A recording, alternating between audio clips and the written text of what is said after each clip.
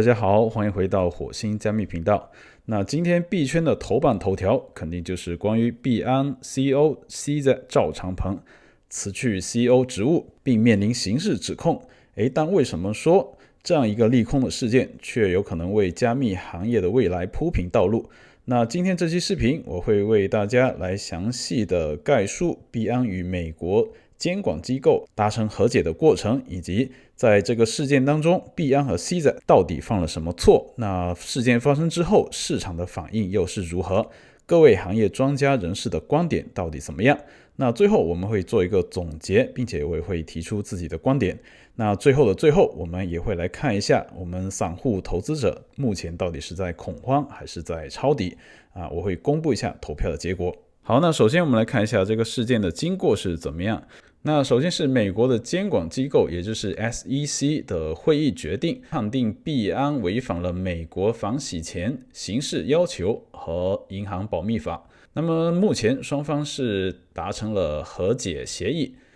币安自2018年起就处于 SEC 的刑事调查之下，那该调查以币安与多家美国联邦机构达成和解协议而告结束那么 CZ 赵长鹏将辞去 CEO 的职务，而接任他的人是 Richard Teng。 那这个 Richard Teng 他曾经担任阿布扎比全球市场金融服务监管局首席执行官、新加坡交易所首席监管官以及新加坡金融管理局企业财务总监。那么 CZ 赵长鹏本人将继续为币安的团队提供必要的咨询服务那至于这个币安被罚款的金额是高达43亿美元这在美国的金融合规罚款的历史上是排名第7但是43亿美元对于币安来说应该是有足够的支付能力，那无需出售加密资产所以也不会导致币安破产，客户资金是安全的。那么违规行为的性质呢目前币安是被认为是故意的无视既定法律，但是呢最重要的一点是这边说到与美国监管机构达成的协议里面并不涉及资金挪用和市场操纵但是通过之前币安高管层里面泄露的聊天信息显示，币安高管多年来一直是坦诚其犯罪行为，那么监管机构将币安视为有意忽视合规法律的目标，也就是说币安是知法犯法。好，那接下来我们来看一下币安和 CZ 到底是犯了什么错。那我这边为大家总结了9点。那第一点当然就是违反了反洗钱规定。那币安是未能够有效的实施和维护反洗钱程序，导致非法资金通过其平台流通。那第二个是违反了银行保密法，那这也是美国金融行业的关键合规要求。那第三点呢，就是掩盖与美国的关系也就是说币安故意逃避美国的监管，引导一些在美国的客户去注册他们币安国际平台。那第4点就是未对用户进行充分的 KYC 验证。那第5点就是币安作为未注册的货币服务企业运营，违反了相关的法规。那大家也知道之前的 BUSD 目前也早就已经下架了。那第6点是被控未向 FinCEN 报告可疑活动从而违反了监管要求第7点，币安还被控对 VIP 用户授予特殊权限在币安受到执法部门调查之前就已经是提前通知 VIP 客户涉嫌妨碍调查那最后2点我觉得是最重要也是可能导致 CZ 赵长鹏面临刑事指控这样严重后果的原因那这边就说到由于控制不力，币安故意不报告其处理超过的10万笔可疑交易，那其中是包括涉及恐怖组织、勒索软件、儿童性骚扰材料、欺诈和骗局的交易。那币安涉嫌与恐怖组织和非法融资有关的交易，其中还涉及到基地组织、ISIS 等恐怖组织的相关交易所以这对美国的国土安全来说是一个非常严重的后果，也是为什么赵长鹏会受到刑事指控的原因。好，那接下来我们看一下事件发生之后市场的反应。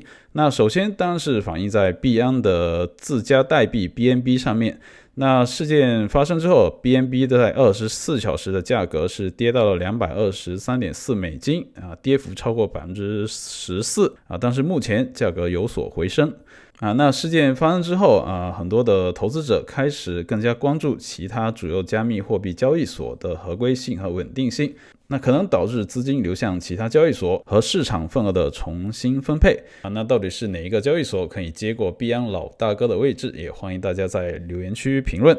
那我自己是比较看好 OKX 交易所。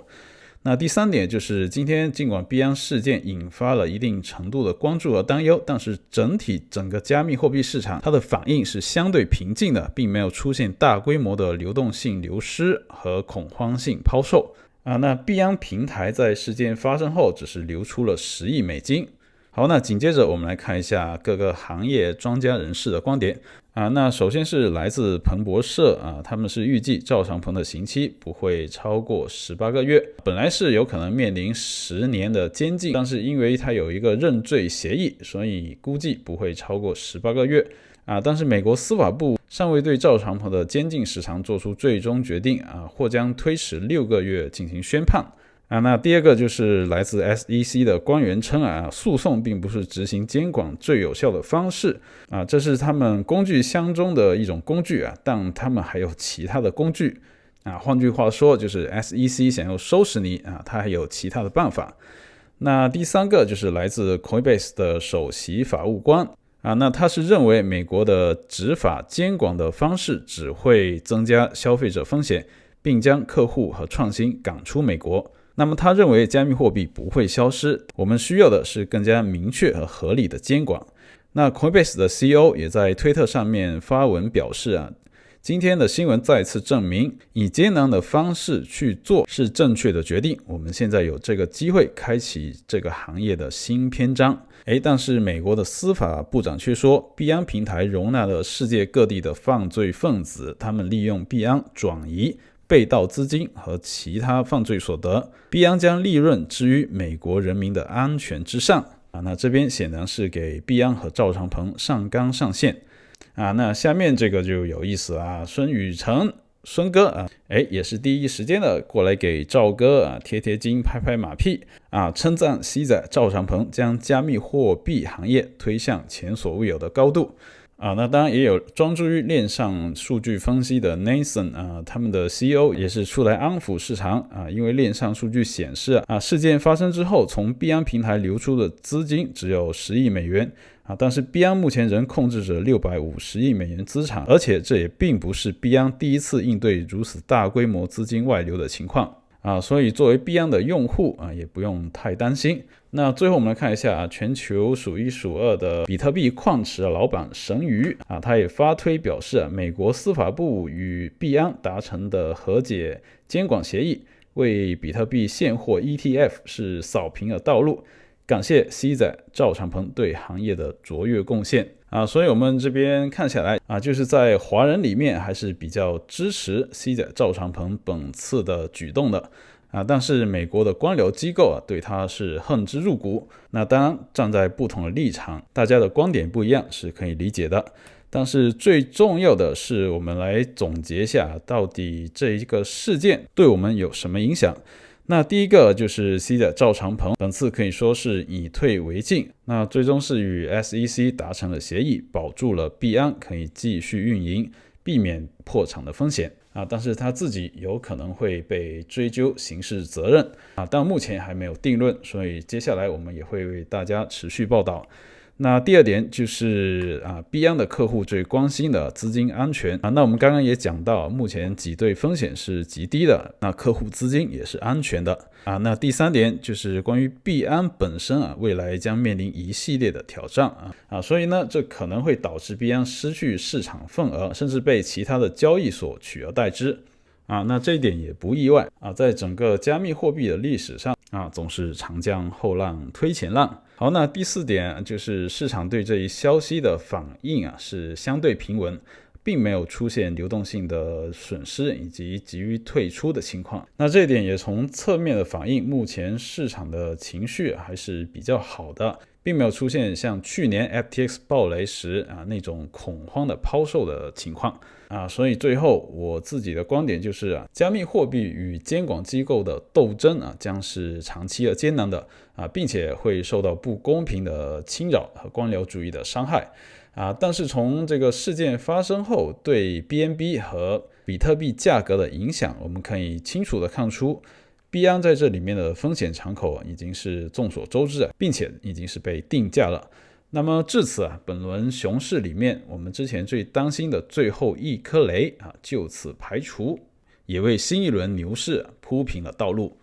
好，那最后我们来看一下我们散户投资者目前是在恐慌还是在抄底。那我们接下来就来公布一下我们在火星加密社区里面做的调查问卷的结果。好，那我们目前收到了1100个投票，那有 42% 的人是认为币安 CZ 赵长鹏本次宣布辞职认罪并支付巨额罚款的这个事件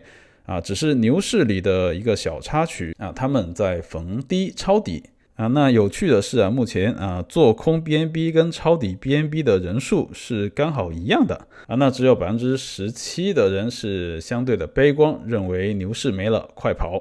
那我也非常想知道屏幕前的大家到底是什么观点，欢迎大家继续投票。那最后我也来公布一下我自己选择的这个选项是什么